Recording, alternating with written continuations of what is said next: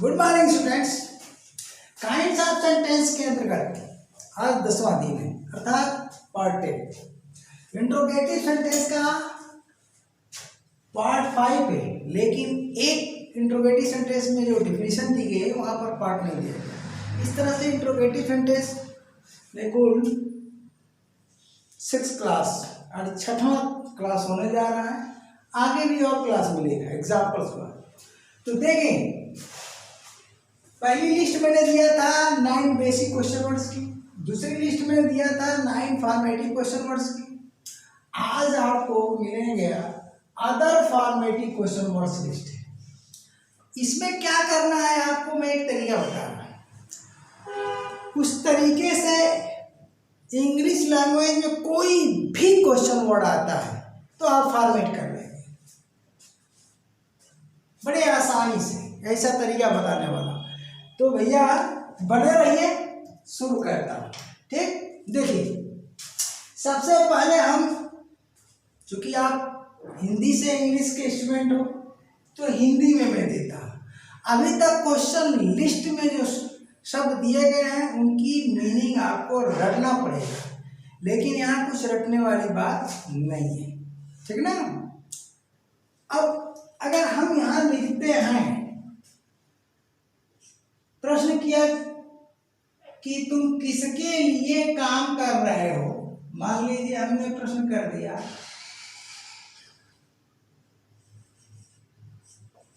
किसके लिए काम कर रहे हो।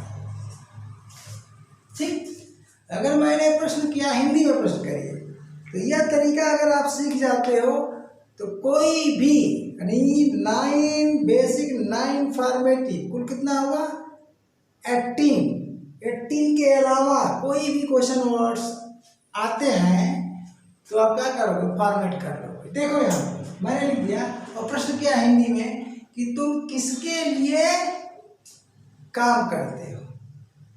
ठीक, तो किसके लिए काम करते हो, इसको क्या करो आप ध्यान देना। हिंदी जानते हो तो ये हो गया किसे प्लस के लिए। इसका किसको को क्या करो, किसके को हमने तोड़ दिया और बना दिया किसे धन के लिए। ओके, अब ढूंढो किसे 9 बेसिक में मिलेगा, 9 बेसिक क्वेश्चन वर्ड में किसे मिलेगा, जिसकी इंग्लिश क्या होगी भैया, whom, और केस क्या होगी, ऑब्जेक्टिव। ठीक, तो इस नियम में जो क्वेश्चन वर्ड फॉर्मेट किए जा रहा है उसका जो बेसिक क्वेश्चन वर्ड होगा वो ऑब्जेक्टिव केस में होगा। ठीक ना।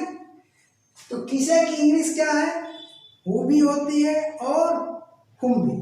यहाँ हु का प्रयोग फॉर्मल इंग्लिश में आप नहीं कर पाएंगे, लेकिन इनफॉर्मल इंग्लिश में आप कर पाएंगे। वो कैसे, देखिए हु, यहाँ पर किसे की इंग्लिश क्या हो गई, हु भी होती है और हुम। बताइए कौन सी केस में, ऑब्जेक्टिव केस में होती है। तो हम केवल ओ लिखते हैं क्योंकि मैंने कोड दे दिया है, आप हमारे स्टूडेंट हैं तो इस बात को समझ रहे हैं। ऑब्जेक्टिव केस, ठीक। तो इन दोनों में से फॉर्मल इंग्लिश में आपको क्या करना है, अब इसकी इंग्लिश में लिखने जा रहा हूं किसके लिए। यहां पर आप क्या करिए कि हुम लिख दीजिए, हुम लिख दिया। किसे की इंग्लिश क्या भाई, बना तो मैं इसका रहा हूं, बना किसका रहा हूं, इसका बना रहा हूं। अब चलिए इसको तोड़ा, किसे प्लस के लिए कर दिया, तो किसे की इंग्लिश क्या हो गई, हु या हुम हो गई। अब चलिए के लिए की इंग्लिश क्या होती है, फॉर। क्या होती है, फॉर। के लिए की इंग्लिश क्या होती है, फॉर। फॉर का है प्रीपोजिशन।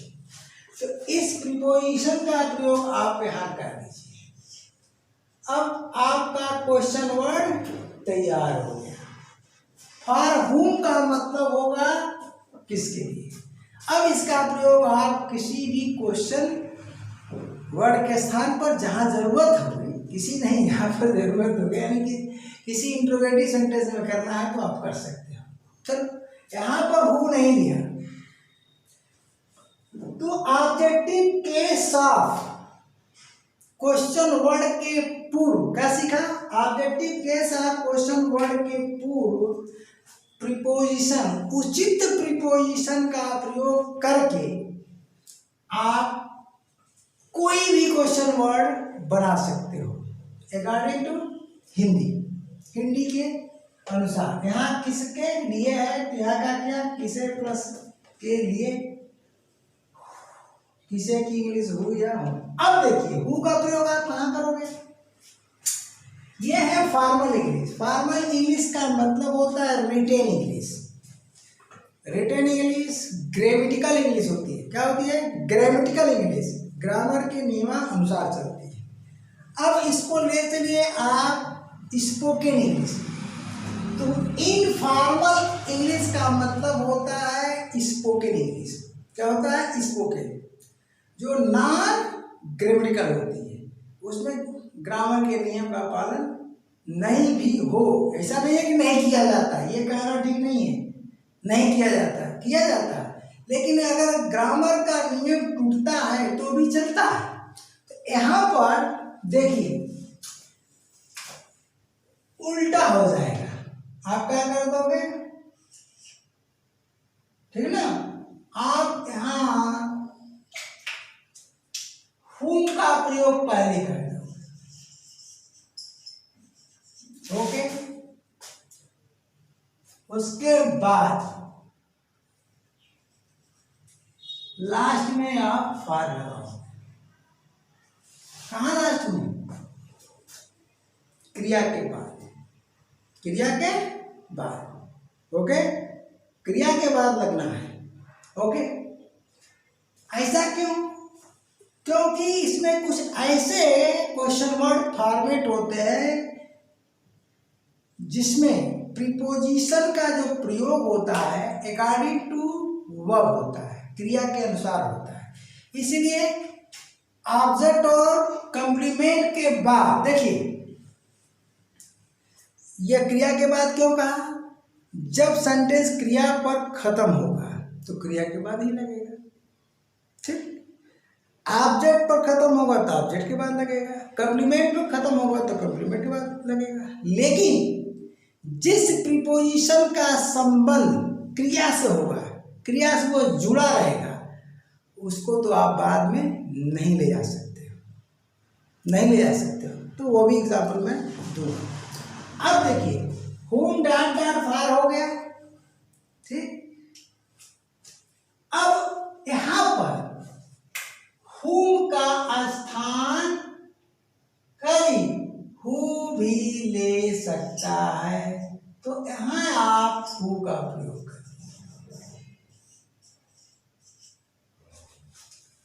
और लास्ट में भाई हम तो सेंटेंस तो बना नहीं रहे हैं, यहाँ तो फुल स्टॉप में लगाए हैं, क्योंकि मैं तो यहाँ पर लिस्ट दे रहा हूँ, इंट्रोगेटिव सेंटेंस थोड़ी बना रहा हूँ।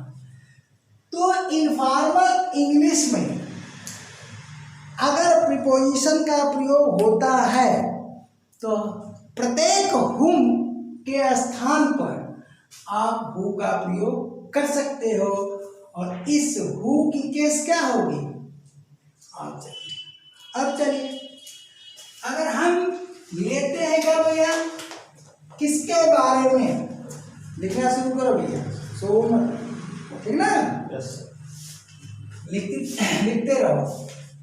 अब आगे देखिए, चलो थोड़ा समझ लो तो लिखने का, ठीक ना। किसके बारे में, तो अब बताइए, यहां तोड़िए। अब आपको तोड़ना है, तो आपको तोड़ना है तो क्या होगा, किसे प्लस, बोलिए, किसे प्लस के बारे में। तो किसे की इंग्लिश क्या हो जाएगी, फिर हुम मिलेगी। के बारे में की इंग्लिश क्या होगी, अबाउट मिलेगी। क्या मिलेगी, अबाउट। बस बना लीजिए तुरंत। क्या करते हैं भैया, किसे की इंग्लिश हुम और के बारे में अबाउट। तो क्या कर दिया, बोलिए, अबाउट हुम कर दिया। और इसको इधर जब ले आया तो अब अलग अलग आपको लिखने की जरूरत नहीं है, हुम आवलिक हु कर दिया और यहाँ क्या कर दिया, अबाउट कर दिया। देखिए कितना इजी है, चाहे जो क्वेश्चन वर्ड आप लीजिए, ठीक है। अब चलिए आगे और देता हूं। हम कहते हैं कि किस पर। अब ऐसे ऐसे क्वेश्चन वर्ड आएंगे ट्रांसलेशन में, अगर आप ट्रांसलेशन सीखते हो वो लिस्ट में नहीं मिलेंगे और न किसी किताब में मिलेगा, तो दिक्कत आ जाएगी। तो बनाने का तरीका देखो। अब हम यहाँ क्या कहते हैं भैया, किस पर। क्या लिखते हैं, किस पर, किस पर। ध्यान, तो ये क्या हो जाएगा, किस वाला किसे हो जाएगा, यानी ऑब्जेक्टिव केस होगा। और पर की इंग्लिश क्या होती है, ऑन या एट होती है। तो हम क्या करेंगे भैया, यहां पर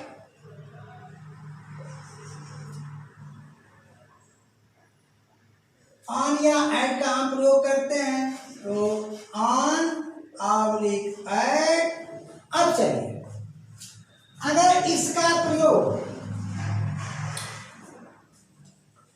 ध्यान देना, इसका प्रयोग कहाँ होता है।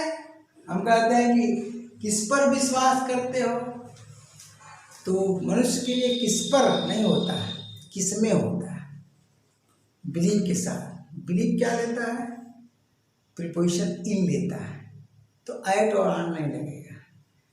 हम कहते हैं किताब किस मेज पर रखे, किस मेज पर रखे, ठीक ना। तो वहाँ क्या हो जाएगा, किस पर हुआ ना, तो वहाँ पर क्या होगा, एट वाट होगा, या एट वाट नहीं, सॉरी, मेज के लिए ऑन वाट होगा। ओके, तो ये तो एप्लीकेशन पर निर्भर करेगा कि सेंटेंस क्या आ रहा है।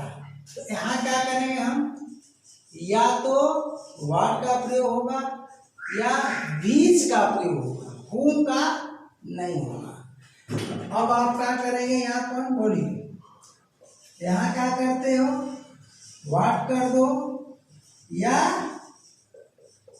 बीच कर दो, डॉट डॉट यहाँ क्या कर दो, पहले क्या दिए, ऑन दिए हैं, तो अब यहाँ आप ऑन कर दो, स्मॉल हो जाएगा, कैपिटल नहीं रहेगा, तो ऑन कर दो और ऐड कर दो। ओके, अब बनाते जाओ, बस दिमाग का प्रयोग करना है, प्रीपोजिशन कौन सा लगेगा। तो अगर हम लिखते हैं किसमें, लिखते हैं किसमें, तो देखो किसमें, तो इसमें क्या है, किसे धन में है, किसे धन में है, तो किसे धन में यानी में है, तो क्या करोगे, में के लिए एन लगाओगे, और यहाँ पर किसे की इंग्लिश क्या हो जाएगी, बीच हो जाएगी। क्या हो जाएगी, बीच हो जाएगी। तो यहाँ क्या कर देंगे हम, इन बीच, ठीक। सब क्या है भैया, ऑब्जेक्टिव केस है, पूरे में ऑब्जेक्टिव केस।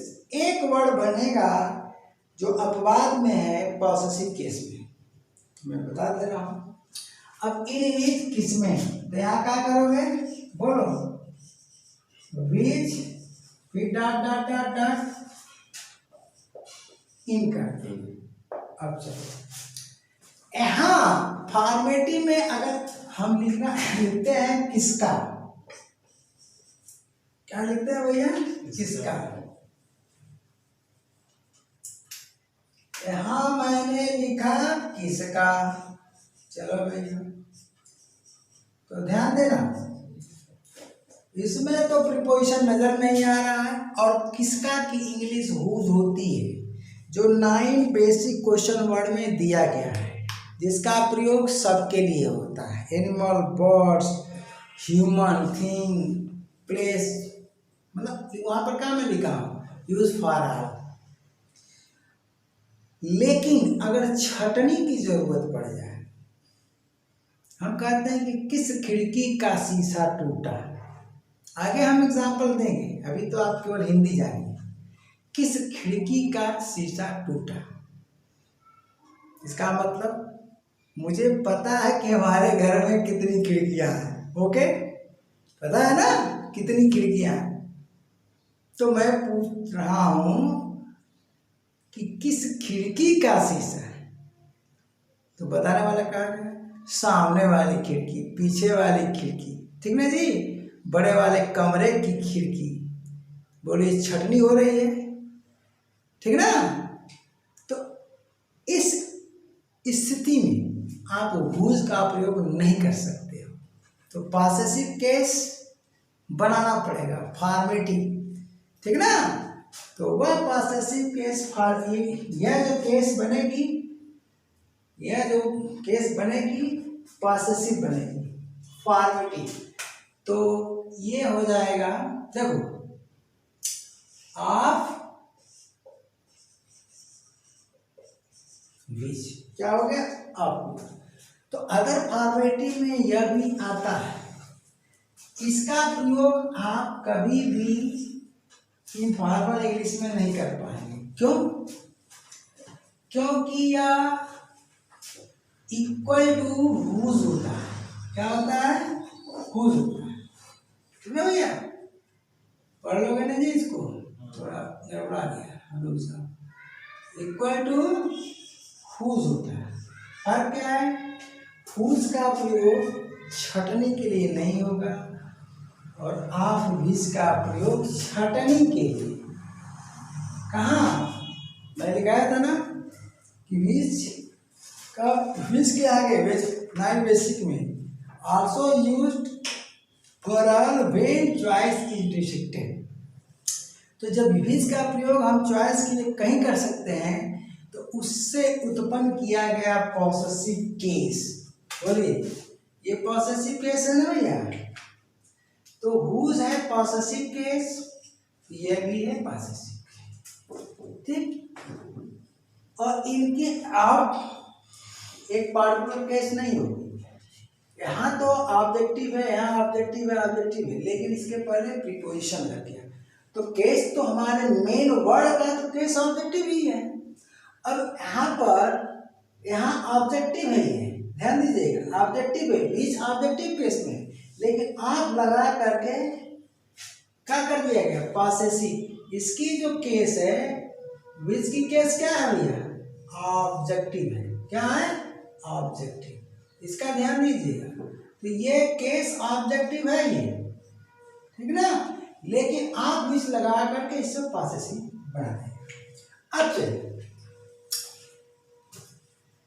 हर जगह objective case, objective objective objective objective objective equal to whose, ये पॉसेसिव का फंक्शन देगा। अब आगे देखिए, एक पॉसेसिव केस है, वह है हुज।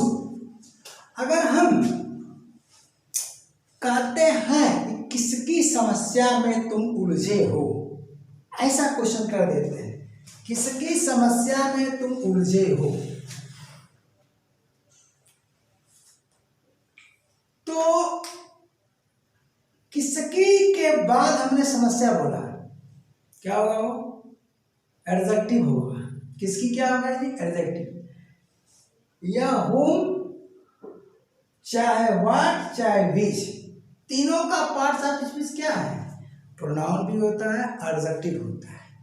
तो एप्लीकेशन है फंक्शन 9 बेसिक वाला जो मैं बताया हूं, जहां पर होम का प्रयोग होता है यानी ह्यूमन के लिए, जहां पर व्हाट का प्रयोग अर्थात थिंग के लिए, विच का प्रयोग एनिमल बर्ड्स के लिए, वही एप्लीकेशन और फंक्शन रहेगा सेम। तो जिसके लिए प्रयुक्त होता है उसी के लिए प्रयुक्त होगा। हुज का प्रयोग सबके लिए होता है लेकिन छटनी नहीं, और आप विच का प्रयोग सबके लिए होगा लेकिन छटनी के लिए। अब हुज के पहले प्रीपोजिशन लगता है किन दशा में, यही एक अपवाद है। तो चलिए भैया हम कहते हैं कि किसकी समस्या में, क्या लिखते हैं, किसकी समस्या में। अब यहां इन सारे शब्दों में बीच में संज्ञा नहीं आएगा, और इसमें क्या आ गया भैया, संज्ञा आ गया। क्या आ गया, संज्ञा। इसका ध्यान दीजिए, ठीक ना। ये में क्या है आपका, प्रीपोजिशन है, और किसकी, पॉसेसिव केस है। अरे क्या है, बोलिए, प्रीपोजिशन है। जब इंग्लिश लिख रहा हूं तो इंग्लिश ही लिखूं, और ये क्या है, नाउन है। अब क्या करोगे, कुछ नहीं, यहां पर किसकी की इंग्लिश क्या होती है, हुज। हुज लिख दीजिए, मैंने हुज लिख दिया। अब वही नियम यहां में लिख दिया पहले, और उसके बाद प्रॉब्लम लिख दिया। क्या लिख दिया भैया, प्रॉब्लम। ये क्या लिख दिया, प्रॉब्लम। हो गया, देख लीजिए, ये प्रॉब्लम नाउन, ये पॉसेसिव केस, और ये क्या है आपका प्रीपोजिशन। इसे आप ले जा सकते हैं कहाँ जी, यहां पर, whose problem, dot dot dot dot. तो ये आप इस नियम को याद करिए, और दुनिया का कोई भी शब्द किसके थ्री, 9 बेसिक और 9 फॉर्मेटिव जो दे दिया, 9 फॉर्मेटिव जो होते हैं वो बने बनाए किताबों में मिलेंगे, लेकिन जो तीसरी कैटेगरी वाले नहीं मिले। तो तीसरी कैटेगरी में अरे 9 कितने हो गया, 18। उनके अलावा अगर शब्द आते हैं तो आप कैसे उन्हें फॉर्मेट करोगे, तो इसका यह तरीका है, ठीक। तो समझ गए होंगे। तो बस अगले क्लास में क्या मिलने वाला है आपको, 9 बेसिक का एग्जाम्पल्स खुलेंगे, उनको कंपेयर में कर सकता हूं 9 फॉर्मेटिव से, या इस कैटेगरी से कहीं से कर सकता हूं। इस तरह से सारी लिस्ट याद रहेगी, तभी संभव है एग्जाम्पल को समझना। तो आगे की क्लास में एग्जाम्पल्स दिए जाएंगे।